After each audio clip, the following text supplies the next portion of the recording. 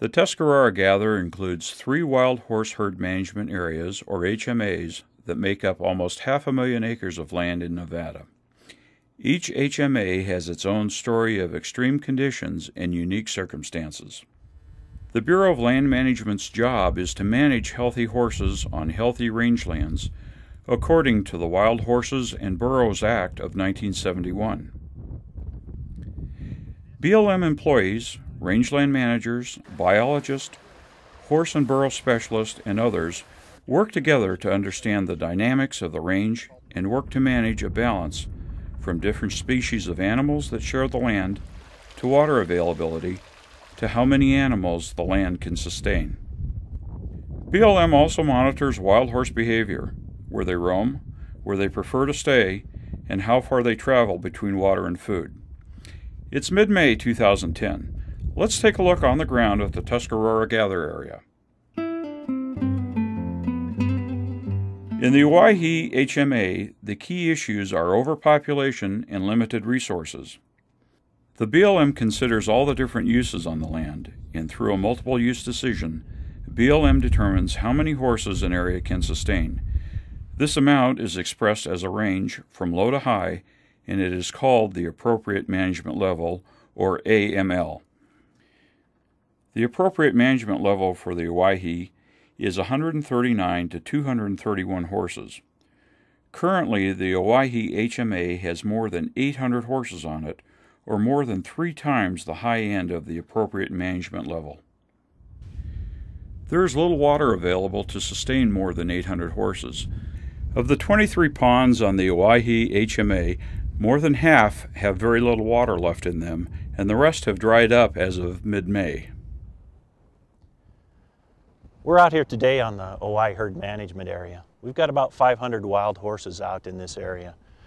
Our concern today, and what I'd like to show you, is behind me, one of these little storage ponds for water that we have. There's just a couple in this area.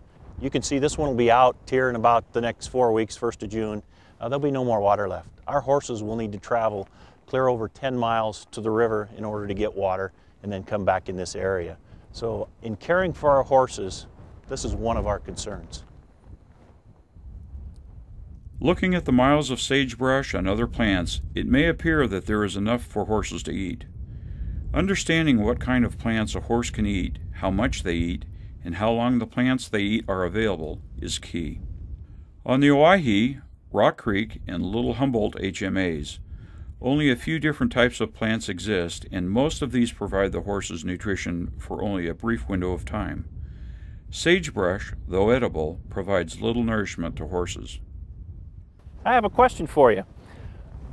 How many acres do you think it would take to feed a horse for a month out here? Take a look on the ground. You know, our estimate is about 50 acres. So you can imagine at 50 acres per horse to feed them for a month, it's going to take thousands of acres to do that. In the Rock Creek HMA, the key issues are overpopulation and a large number of wild horses that moved outside the HMA. The appropriate management level for the Rock Creek HMA is 150 to 250 wild horses. Currently, there are about 600 horses on and outside of the HMA. Wild horses don't recognize boundaries. They will travel far and wide to find water and food, and even break through fences on private property to get what they need. 60% of the Rock Creek horses reside outside the HMA. This pasture here has a barbed wire fence around it. It's part of the Upper Willow Creek Enhancement Area, which is, we're trying to manage the specials for the Lahontan cutthroat trout and our cattle. And basically, it's largely private land in here, and the horses have left the HMA, and they are constantly breaking down the fence and coming into this area, and it makes it really hard for us to get the right kind of prescription grazing to provide the rest in this area when the fences are broken down almost on a daily basis.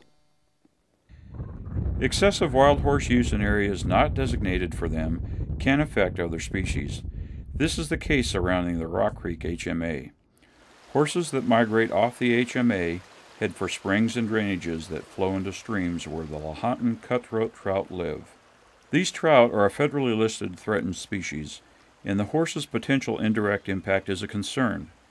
BLM has worked in partnership with conservationists and the Squaw Valley rancher to restore the creek outside the Rock Creek HMA, which is now threatened by wild horse use upstream. I'm standing on the banks of Willow Creek. Willow Creek is one of several streams that supports Lahontan cutthroat trout. They're a federally listed threatened species. We have been managing the grazing here very effectively for about the last 8 years. When we started here, these stream banks didn't have the vegetation that you see now. They were very bare. They were eroding during spring flows. We didn't have the willows here. It was really poor habitat for fish. There has been an increase in horses using this area outside the HMA. There are some estimates of approximately 100 horses in this area. When we have horses outside the HMA and in the surrounding areas, they will damage the fences. We have difficulty controlling the cattle, and they will start to take up residence in the area and start to impact the stream. In the Little Humboldt HMA, the key issue is managing the current population to avoid horses moving off the HMA. The appropriate management level for the Little Humboldt HMA is 48 to 80. To keep numbers within the AML, BLM will remove some younger animals and conduct fertility control on mares that will be released back to the HMA. This effort will help protect nearby Lahontan cutthroat trout. Horses going outside the HMA in search of food and water could impact trout habitat.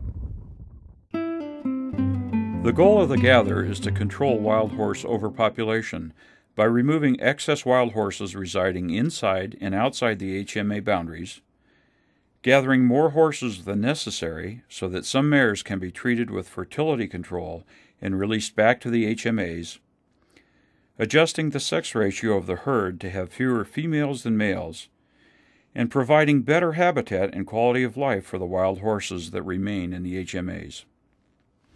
BLM manages the public rangelands through collaboration with outside partners. Here are some of the things our partners have to say about our efforts to control the overpopulation of wild horses. Well, as far as gathering horses on public lands, our position is that the numbers do need to be controlled because of their impact on both habitat and water resources that directly affect wildlife in the state of Nevada.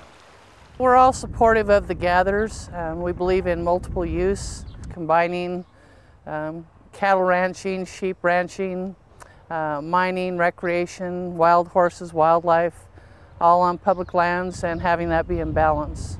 And I've been a horse person from birth almost. We raised and trained Appaloosas and showed them nationally, and I've also seen the damage that many of these wild horses have done out on the range, and seen side by side two pastures where they were and where they were not. It's extremely devastating to the land when they're in high numbers because they stay in one place for the most part. They're very territorial.